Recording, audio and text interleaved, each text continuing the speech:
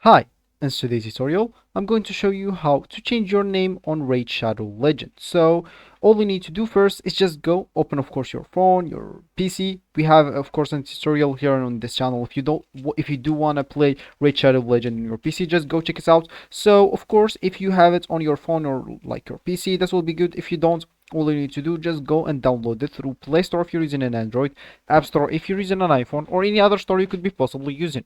Then you would like to open the application. So of course, when you open the application or the game, all you need to do just go and log in into your account. But if you don't have an account, if it's your first time using this game or playing this game, all you need to do just go and click add create a new game, and you'll be actually good to go. So let me just go here and open my Raid Shadow Legend game, as you should, of course, or as you already did, if you want to follow this tutorial steps correctly.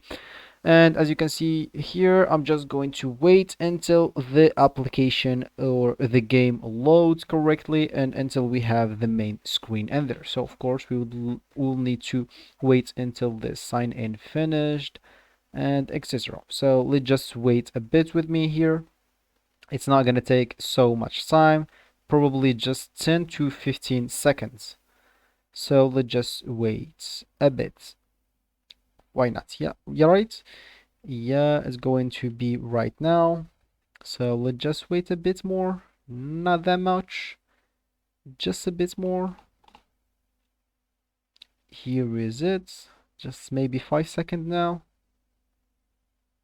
And here we are. That will actually be our home or main screen on the game. And of course, if you want to change our name, all we need to do, just go and hit your icon here at the bottom left corner and click on there.